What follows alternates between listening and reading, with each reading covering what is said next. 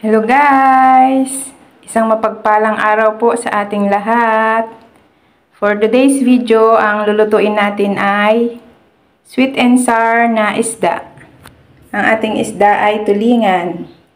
Yan, prepare na natin yung ating mga ingredients. Kasi maaga tayo magluluto ngayon kasi schedule ng linis ng aming water tank. Kaya tara na, magluto na tayo ng maaga. I-season na po natin ng black pepper yung ating isda.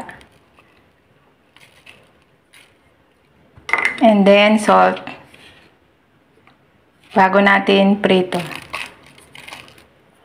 Para kumapit yung lasa.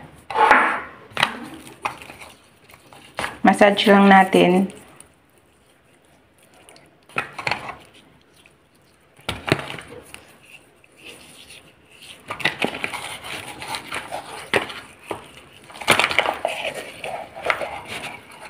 Yan, ready na.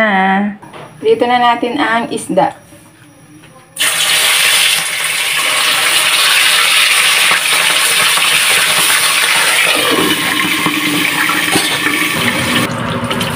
Okay na po yung ating isda.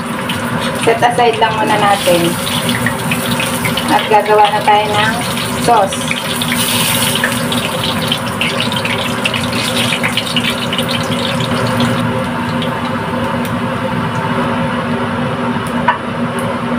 Pan fry lang natin ang carrots. Para crispy yung ating gulay. Set aside muna natin yung carrots. Next naman yung ating bell pepper.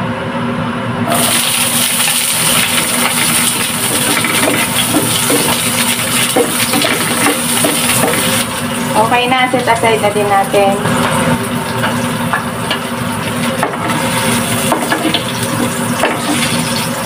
Lagay na natin ang luya. Patahin natin yung luya kasi medyo matigas ito. Compare mo sa sibuyas at bawang.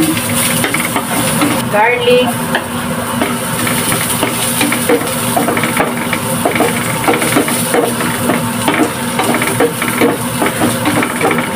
Ating sibuyas. Yan, mekos-mekos lang natin. Lagay na tayo ng ketchup.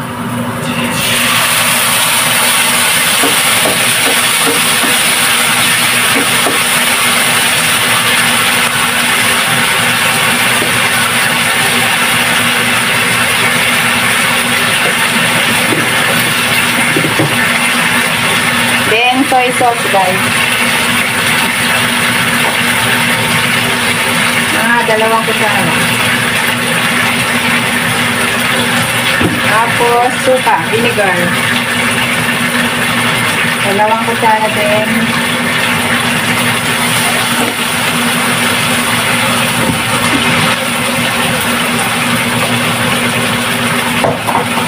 Maglagay tayo ng black pepper.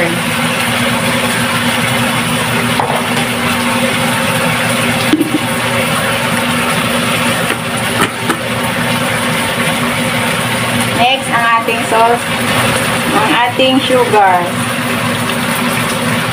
Mamaya tikman na lang natin, guys.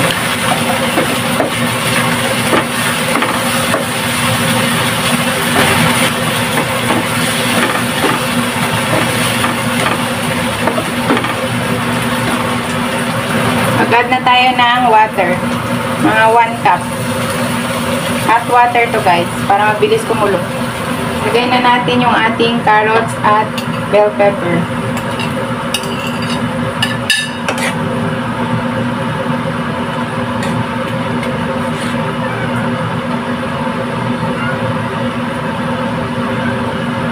Then yung ating isda para ma-absorb na yung ating sauce.